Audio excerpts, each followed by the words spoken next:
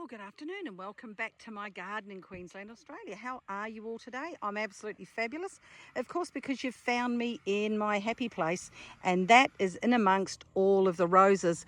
And not just any roses. This part of my garden has been devoted to a garden for David Austin. He was an English rose grower that passed away a couple of years back. So sad to see him go. He spent his life breeding and caring for roses, hybridizing roses, so that gardeners like me and you would have enjoyment from them for many years to come. One of the most beautiful roses that he bred is called Falstaff. Look at this rose here and look at the deep magenta colour. This is the colour it is when it first comes into bloom.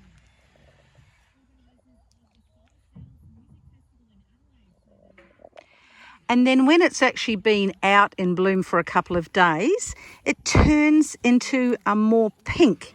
Look at the colours on here. This one branch off my rose bush has 6 growing on it. Aren't they just spectacular?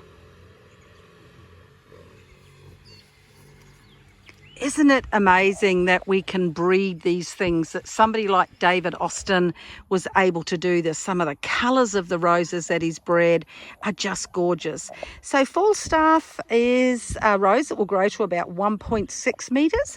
It's probably close to 1.6 metres now. This one's been in the ground for 2 years, so I'm not sure if it'll get any bigger.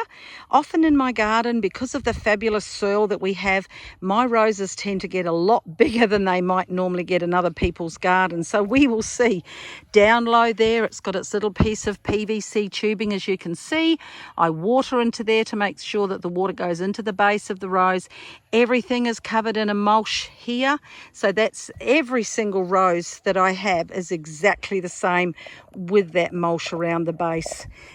Quite disease resistant, even though it's had a little bit of black spot on it. It came off quite quickly, but look at the health of it. It is absolutely beautiful.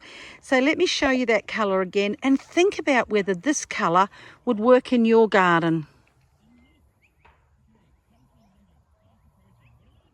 The roses themselves are cupped, which means they have an awful lot of petals on them. That's how they measure roses. They tell you how many petals they've got. The thing with these roses is, unlike hybrid teas, they open right up and the bees can get right inside. These don't always open up. That's why it's important that we have a mixture of roses in our garden and a mixture of flowers. We need some that open up so that the bees and the little birds and the butterflies can get inside. Falstaff, it's one of my favourites in my garden. Go and have a look at it somewhere. I'm sure you'll love it as much as I do. Have a great afternoon.